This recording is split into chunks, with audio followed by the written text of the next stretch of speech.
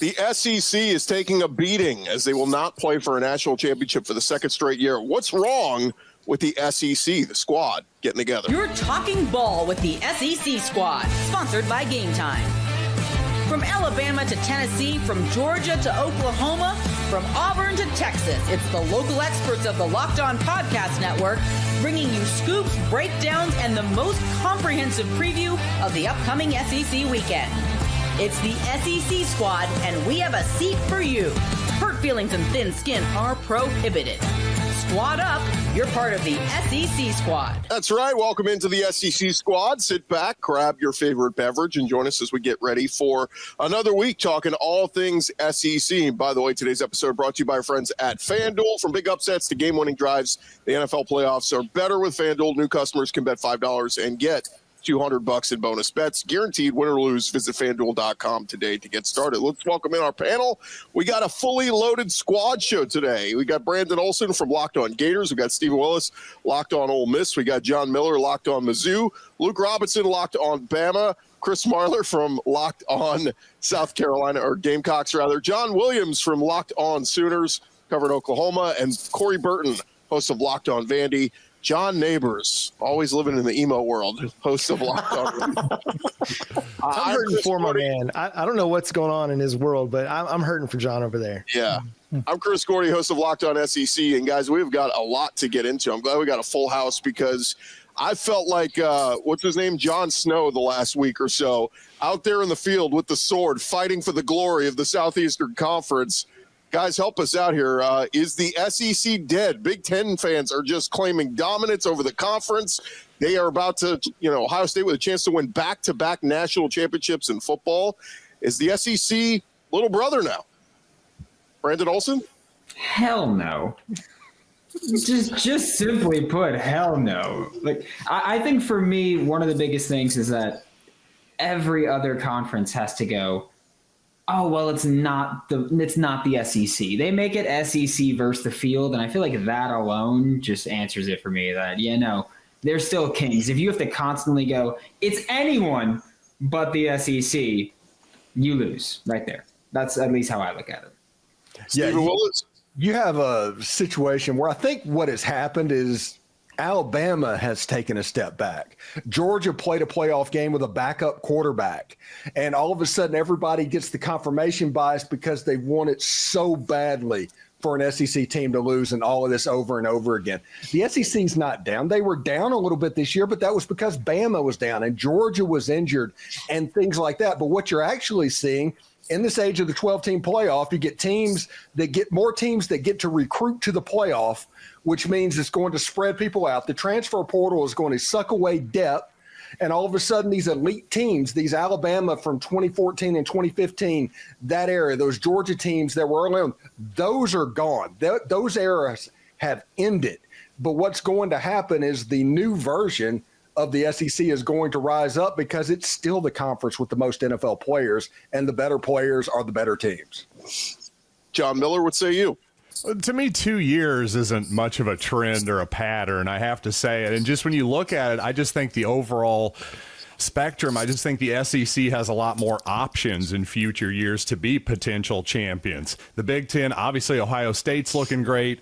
Penn State kind of came through this year, but Michigan not exactly following up that national championship with another contending type of run. So to me, in the post-Jim Harbaugh era, you're wondering there. Wisconsin has a bunch of questions. I just think the SEC has a lot more potential options to win the whole thing in the future. Yeah, by the way, after Bama won it in 2012, we did go 13-14. Florida State won it, Ohio State won it, and then the SEC went Bama, Clemson, LSU, Bama, Georgia. So, again, a two-year span of not winning it has happened before during this dominant run. Luke, what say you? Yeah, I think Steven's onto something. Alabama did take a little step back. You lost the greatest coach of all time. They're going to take a step back. They're still going to be fine. All you got to do is look at the recruiting rankings. I'm looking at them from on 3 right now. Texas 1, Bama 2, Georgia 3, Oregon, Ohio State 4 or 5. Kudos. 6, Auburn, 7, LSU, 8, Texas A&M, 9, Michigan, 10, Tennessee, 11, Florida. I mean, I rattled off 3 Big Teners, and a bunch of SECers. And the SEC is going to be back. It's going to be fine. And the other thing that's ticking me off about all this is they say the SEC's dead and, y'all don't even play the 9-game conference schedule. Why don't we just pull up Penn State's schedule, for instance, for 2025? Let's see who they've got welcoming in to Beaver Stadium. Oh, Nevada and FIU and Villanova. So they're playing 3 airports, and then they play their regular Big Ten schedule. They got Oregon, thank God. They didn't have them last year, and they've got Ohio State, but they don't have Michigan next year. And you go back to Ohio State. Guess what? They miss Oregon next year. And I know I do respect they're putting Texas on the schedule for game 1. But my point is, look, when teams like Alabama are playing Wisconsin and Florida State and 8 SEC games, that's plenty. And I think the SEC is going to be just fine. The recruiting's picking up at places like Auburn and Florida seems to have their act together again. Tennessee's recruiting a lot better. I just feel like the SEC is not going anywhere. We took a little break. We needed a breather.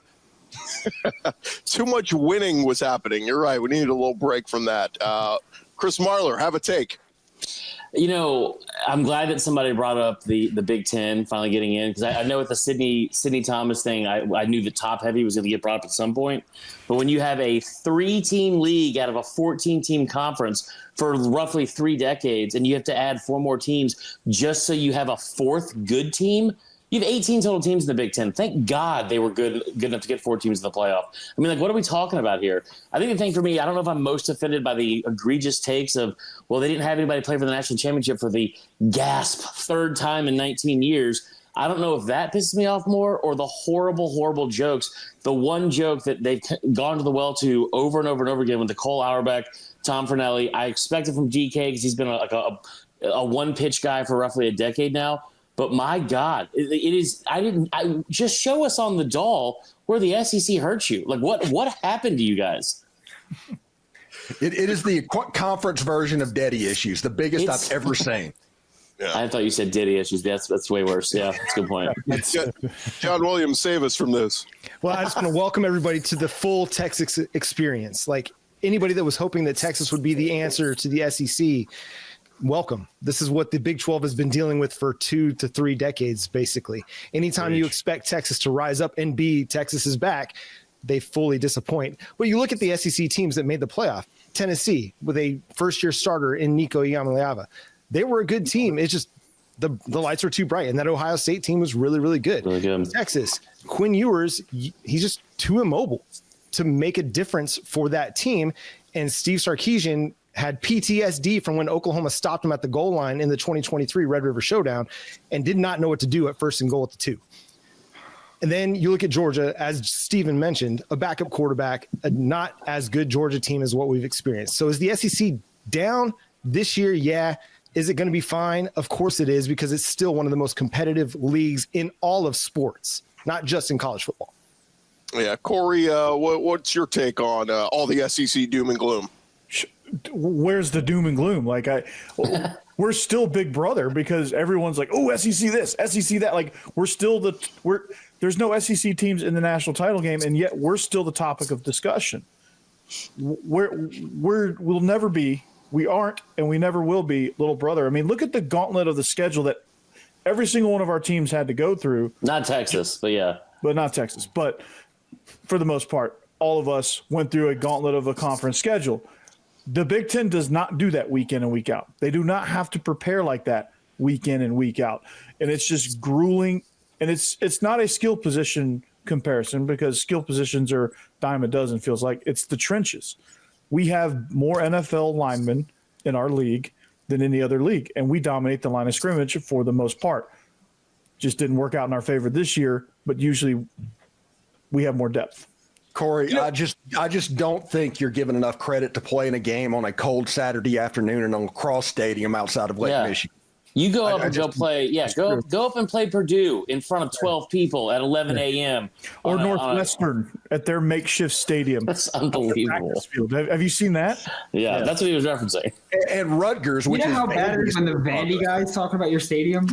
You know how bad it is when the Vandy guy is like, yeah, you're playing in front of Vandy's scoreboard is hanging from a crane with two eyeballs, and he's swinging in the wind. Yeah. And they're still making fun of your stadium. That's great. Metaphor. But it's not a lacrosse stadium. I miss those days, but our stadium's going to be nice. Vandy Stadium's going to be nice, but I miss those days. Let me defend Texas real quick because they did make it to the Final Four for the second straight year, so they do deserve a hat tip for that. We've had a lot of people in comments. Why do y'all hate on Texas?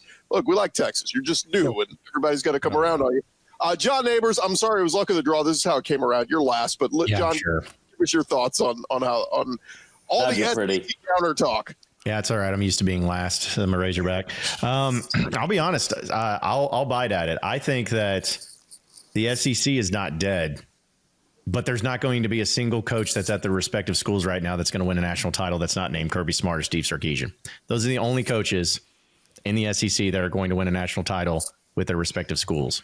I think that if there's a move made, maybe a different coach can come in to an Alabama or to an LSU or to some other school that maybe be a possibility. But I don't think it's going to be any of these coaches. And I think that's until that changes, I think you'll start to see the SEC, not saying they'll not have a national championship, but I could totally see it being a Georgia here and then a couple of years, and then maybe a Texas here and then a couple of years until the changing of the guard at some of these big schools. Because I don't like any of the coaches at the big schools besides Kirby Smart and Steve Sarkisian to win a natty.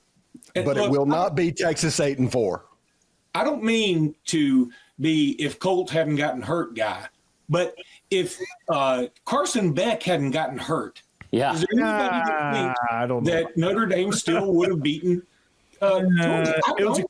It was a crappy game plan regardless. It was a crappy game plan. And also, they dominated the line of scrimmage. They played. But it's wild that no one in the national media decided to bring up the Carson Beck thing at all. If Ohio State lost Will Howard, they would have stunk. I mean, that's not stunk, but they wouldn't have gone very far in these playoffs. And the other look at the Cotton Bowl last year. That's the same thing. Brown, Yeah, no, it's a great argument. And look, I had somebody tell me that too, because I argued the same thing. I said, how much of a difference would Carson Beck have made? When they got down to the goal line and went scoreless, when 4th and goal and didn't get in, you could see Gunnar Stockton did not have control of that huddle. Like Carson Beck would have at least been the savvy vet, would have had control. All right, guys, here's what we're doing. Here's the play. Let's go. Gunnar Stockton was a little slow to get going. And again, he looks super talented. It's going to be interesting to see what Kirby does with him moving forward. But but when we say this, it sounds like we're just being excuse guys here and so on and so forth. Does anybody want to take John to task on that argument on hey, I thought I'd start something with that. Coach in the SEC who could win a title? I like Kalen DeBoer. I mean, I think he's a good coach, and I think he's going to get that thing going. It's just a one-year dip, I think, for Alabama. And the dude has just had a lot of success everywhere he's been. So give me Kalen DeBoer to be the guy that kind of breaks John's take here. I'll take back what I said about Texas. Just because Arkansas is 0-3 in basketball in the SEC, don't take it out on the rest of us. Yeah. Hey, listen. If there is a school that knows what great teams look like, it's Arkansas, because they play them all the time.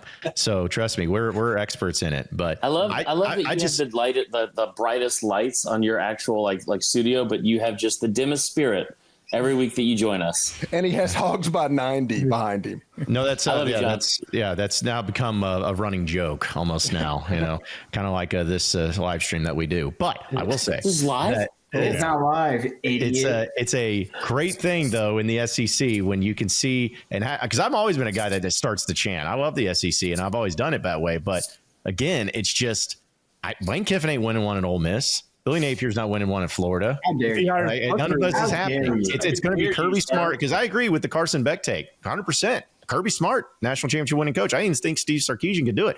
But besides those two guys, there's not any other school with their respective coaches now that's going to win a national title. It's just not going to happen. How mad is Brandon going to be, though, if Billy wins one? Hold that thought. We will rehash this coming up more right after this on the Squad Show. More at the squad in just a second, but I want to remind you guys about our friends over at FanDuel. From big upsets to game-winning drives, the NFL playoffs, they're just better with FanDuel, because right now, new customers, you bet $5 and you get $200 in bonus bets. That's guaranteed. That is $200 in bonus bets, win or lose. The FanDuel app going to give you everything you need to make live bets, same-game parlays, and so much more up there on their website. Go visit the website and share betting lines around your team or league. And of course, right now they've got the college finale, the championship game up there for you right now at FanDuel, still sitting as an Ohio State about an 8.5-point favorite over Notre Dame. So if you want to get on that, if you want to get in on the NFL playoff games happening this weekend, we got a lot of rematches. We got Texans versus Chiefs again. Texans, a heavy underdog. Can they pull it off? All that you can find at FanDuel.com. Visit FanDuel.com to go get signed up and join today and get started with $200 in bonus bets. That's FanDuel.com. Make this playoff season unforgettable with FanDuel, an official sportsbook partner of the NFL. All right, continue on here on the Squad Show. And we were kicking around the idea that John kind of floated out there, saying that of the current SEC coaches, and by the way, guys, this is history. We are going to return every SEC coach again. As of now, I mean, I haven't heard anybody going to be fired, but we're going to return every SEC coach from last year to this year, all 16.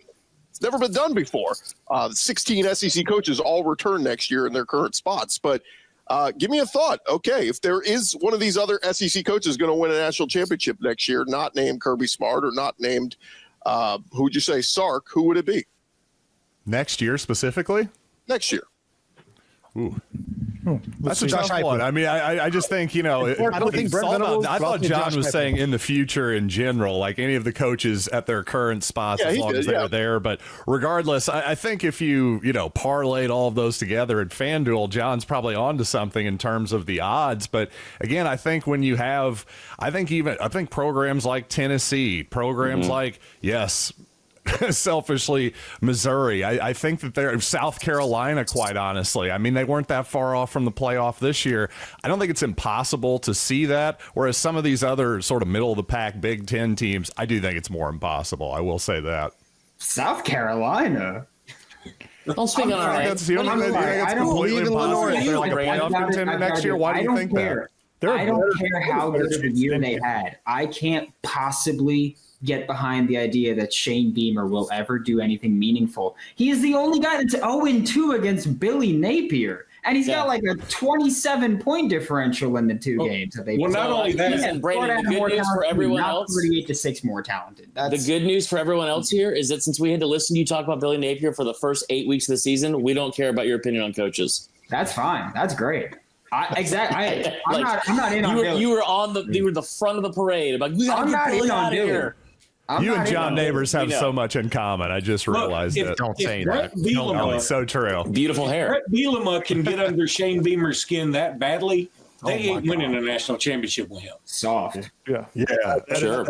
Emotionally fragile is what that was. Yeah, that. I mean, I can't All right, defend that. Lane Kiffin boy. Let's not. I honestly, I think If Lane Kiffin wins 10 games a year, he's going to get a statue. It doesn't matter if he wins a national championship. The main thing about Shane Beamer that I think we should take away from the entire season that he just had when they were projected to go 5.5 wins to start the year, and they started out 3-3.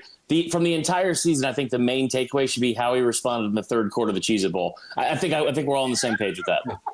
For sure. Thank you. Of all time is he's basically being held like a child. His feet are like up in the air and he's like pointing, and that was my favorite picture from that. Yeah. I think what's interesting, though, guys, is we talk about the quarterbacks. And look, we got two pretty good ones. Riley Leonard, who was a pretty highly thought of quarterback that went to Notre Dame because of NIL. Will Howard, who was highly thought of at Kansas State, goes to Ohio State because of a big NIL deal. The SEC's got some homegrown talent here right now. It starts with DJ Lagway at Florida. We got Lenore Sellers at South Carolina. We got Arch Manning at Texas. The future looks bright with these quarterbacks. And if any of those elite level quarterback talents take that next step this year, any one of those teams, Nico Iamaleava, I mean, this thing could be, if one of those guys becomes elite, could elevate their team.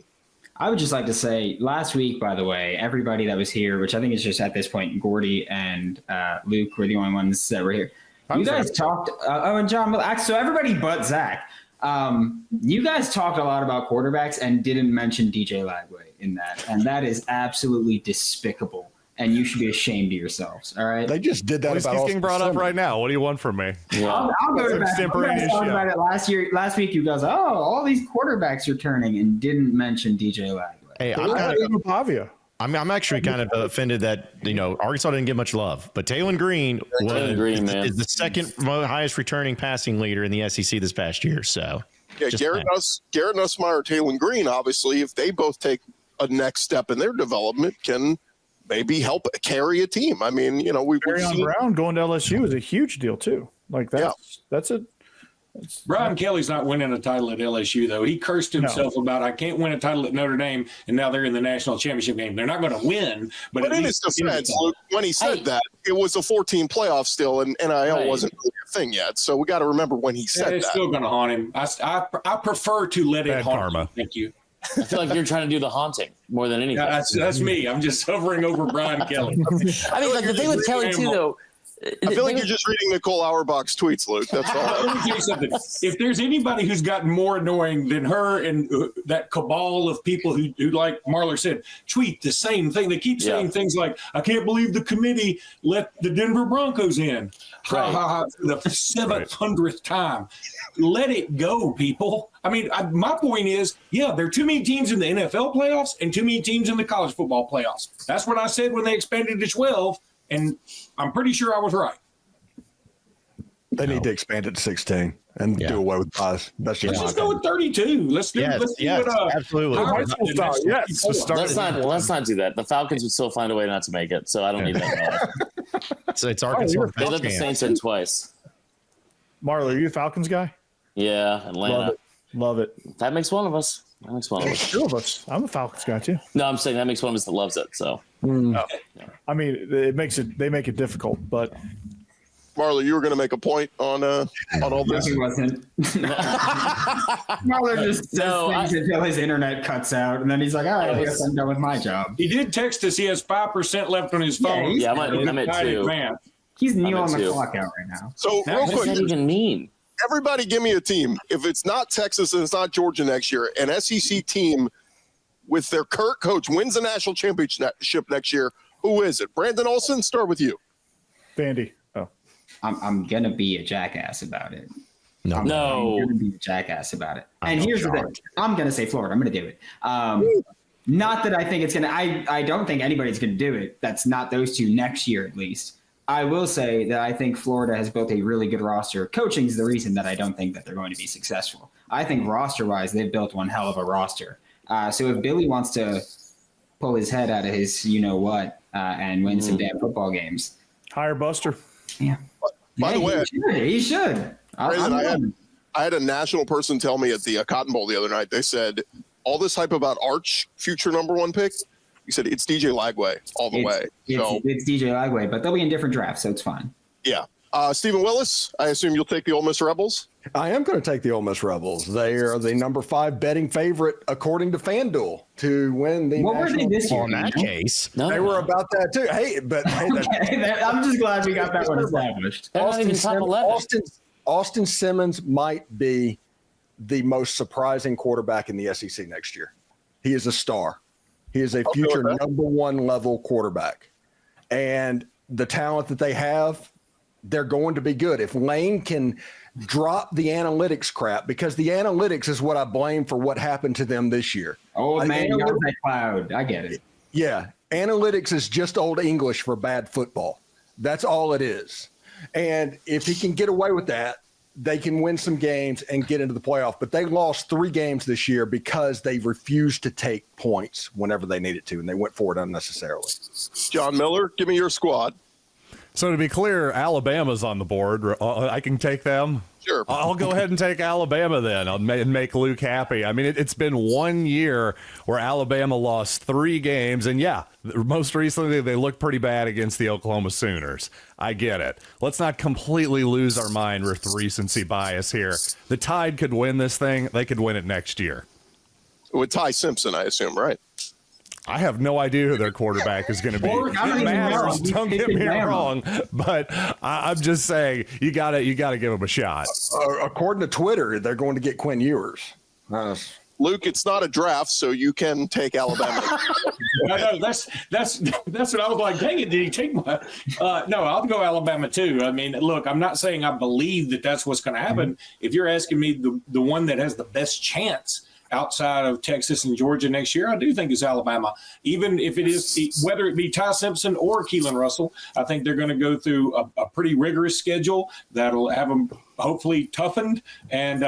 By the time they get to the playoffs, hopefully they don't have 3 losses again this time and then lay an egg in a bowl game. So I do believe that this was a learning curve year for Kalen DeBoer.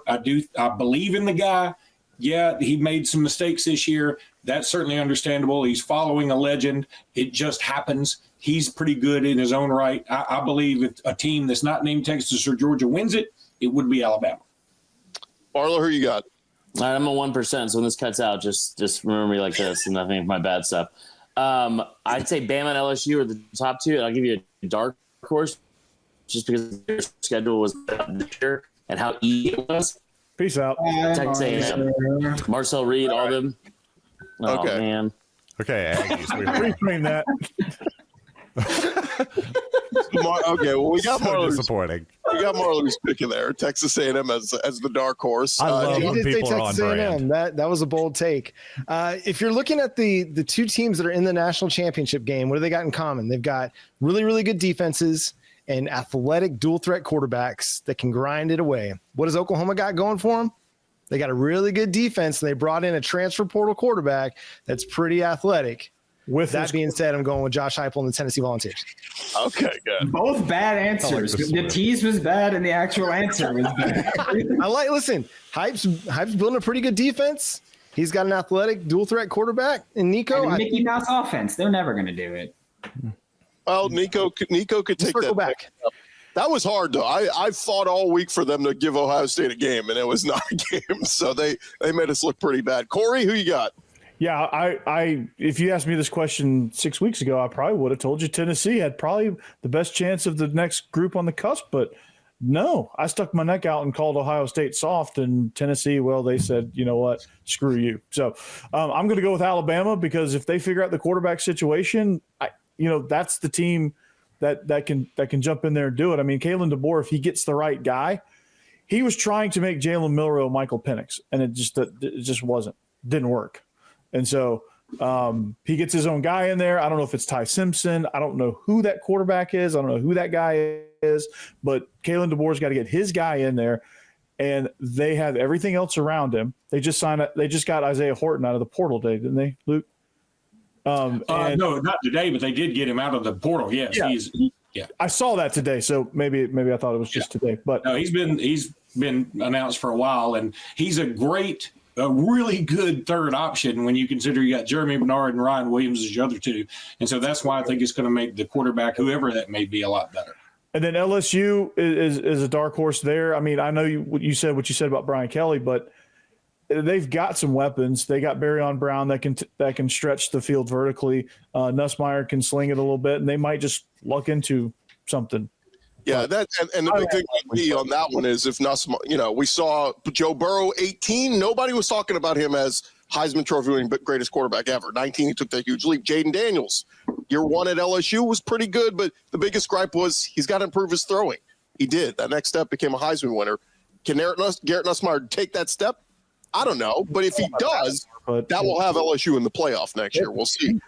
John Neighbors. Probably good thing they don't have Kyron Lacey either.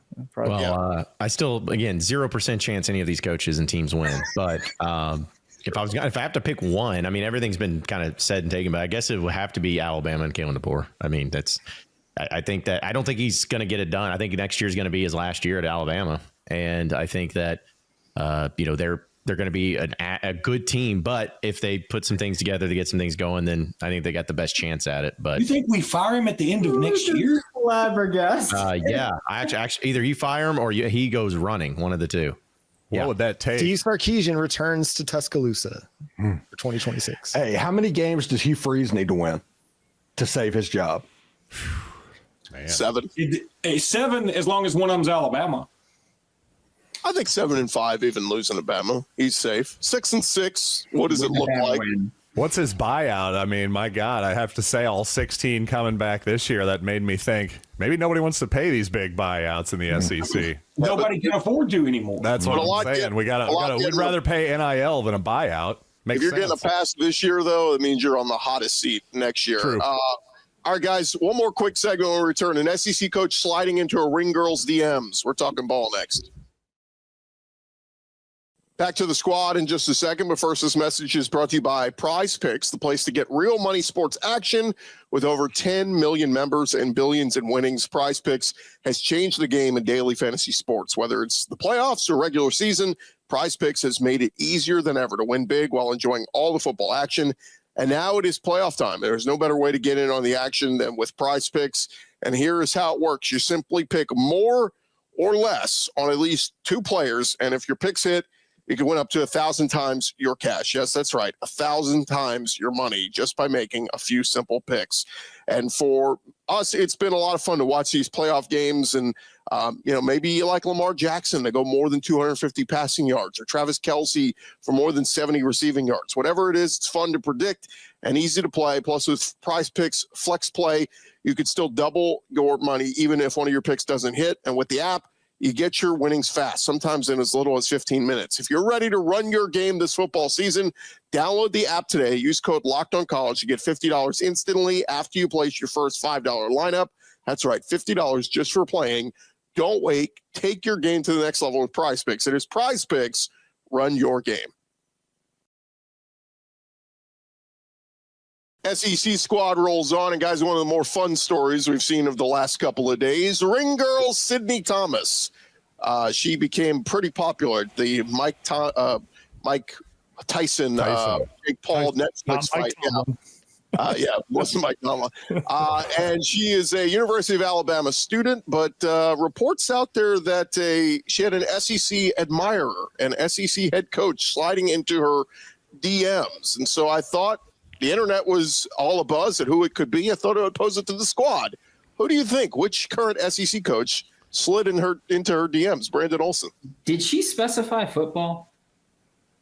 Yes, I think she did. So, yeah. She did. Okay. Then it's definitely Lane. I was gonna say if it's basketball, it's Todd Golden. But if we're talking football, Baseball, Tony Vitello.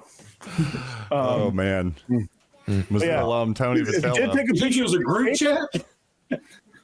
She took a picture with Nick Saban, and Lane Kiffin commented on that on Twitter. Yeah. It was like, see, roll tide roll. Yeah.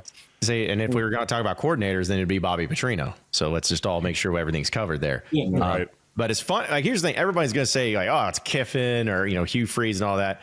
This is your segment, Gordy. Personally, I think it's funnier to think about the coaches that it's definitely not. It would be really funny if it ended up being them. Sam Pittman. I'm telling you, Sam Pittman, if it ended up He's being got nothing him, to lose. dude, I would not be surprised though. He's got a little bit of swag to him. No, listen. Sam Pittman he's happily married to his lovely wife Jamie. All right, I mean, there's nothing there. But if it came out, man, that'd be up there with the Bobby Petrino stuff that was going down. I'll tell you that. That would be seen Sidney Thomas. I think his lovely wife Jamie would be down for it if she thought he could.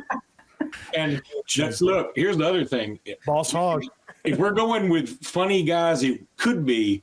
Wouldn't Josh Heupel be the funniest? Like if he was like, No. he had some kind of fun line like, "Aren't you glad I came into your DMs" or something like that? I mean, that would be his pickup line. That'd be awesome. Drink is basically Millhouse. That would be the most funny. Or I heard. I didn't realize that Sydney was an Alabama student, but do you guys know how you can tell that Sydney Thomas is Canadian? She's big north of the border. Thank you very much. Thank you. I was going to say, I mean, Clark Lee would be one you wouldn't expect, right? I mean, he's a little bit out there. Brent Venables with me.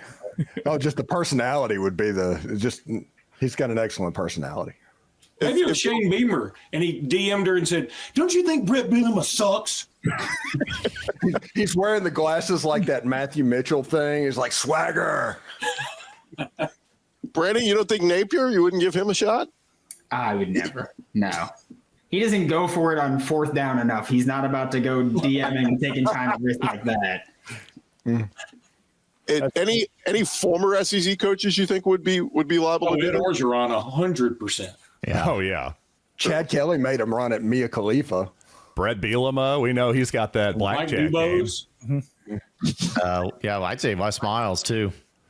Yeah. What was the coach that got fired for using the school credit card at a strip club, Luke? That was Mike Price. Yes. Michael? Yes. Definitely him. Yeah. He's definitely all He over could have that. done it. Look, if you've seen Sidney Thomas, it wouldn't shock me if he was Gene Stallings that slid into her DMs. He'd have to get somebody else to do it, but he'd do it. Somebody get a squirt bottle over there for Luke over here, man. Man, you gotta relax over here. He's just sweating over that. But hey, listen, Definitely Urban Meyer for sure. Urban would have been there. yeah. He's our most famous alum. I mean, give me a break. Yeah. Urban, you ever sat on somebody's lap at a bar? Come on. Yeah, she's healthy. She's been eating her green beans and drinking her milk. We all agree there. It's just a matter of all these SEC coaches. I hope it comes out, and I hope it ends up being someone that everybody. And the people are guessing. I just hope it ends up being somebody. Mark Stoops. Yeah, like Mark Stoops would be the most boring. Like, what? Are you kidding me? Like this guy of all coaches. That's what I'm hoping for. But I think we all kind of know the reality. Like if we're doing betting odds, is Mark Stoops, Sam Pittman? Who's got the highest odds of being the coach that did it? Think Sam Pittman? Yeah, I do too. Highest odds. Jeff Lebby, we don't really know. Yeah. Sark. Well, Let's not forget who Jeff Lebby's like close to. And True. Yeah, and true. they're not That part, exactly- Brandon. That's the part. Yeah. I'd put Sam Pittman at plus 750 on FanDuel right now. So Nobody said Mike Elko. That'd be kind of funny. Elko, definitely. I don't know. I feel like Delco would send like a meme. He wouldn't say anything. He just send a meme. Well, Beaver, How did this work? I sent her a meme. yeah. I just can't believe Eli Drinkwitz hasn't said anything about this at this point, throwing some shade at somebody. That's He needs attention. He needs to get Maybe that it's a attention. Yeah, that smelting jackass right. always needs to do situation. anything to get someone riled up. I get it. John Williams, Our your business call. here runs away immediately after. Oh man, this is it's an uncomfortable conversation. But Welcome to the SEC squad, John Williams. this is it's sports talk. I get it. It's college football. Understand it's top topic. I don't know. I have a daughter that will one day be a college student, and I really pray that no future SEC head coach slides into her DMs. There you Talk go. about it on the show though, so there's that. So she's doing something right, though. Come on. Yeah. Well, I just I'm having dad fears right now, like circling through my brain. Just one day, I mean, because not only like SEC head coaches, but football players. Like, did Kalen DeBoer's daughter, like, if Kalen DeBoer's daughter's not safe from a football player sliding into her DMs with the comment that he made, no daughter is safe. What about Brian Parson as a former SEC coach? Yeah, I was just thinking about that. Some, like the Yellowwood man, is like logging that for future use for when they want to try and get Hugh Freeze fired without paying for it. Nice pun. yeah. All right. Well, we'll leave it there, guys. Appreciate you guys joining us there for the SEC squad. And we can all agree it was Lane Kiffin, right? It had to be Lane Kiffin. Yeah, 100%. 100% Lane Kiffin. Yeah, the return of Joey. Freshman. Minus 1,200 odds that it was Lane Kiffin. Minus For sure. 12,000 odds. Yeah. And first coach to leave for the next big job is also Lane Kiffin. Follow and subscribe to your favorite SEC shows. We'll be covering your favorite teams all throughout the offseason, each and every day. Do not forget, I'll have you covered for the entire conference every day with Locked On SEC, part of the Locked On Podcast Network, covering your team every day. We'll talk to you guys next week. Come on back and see us.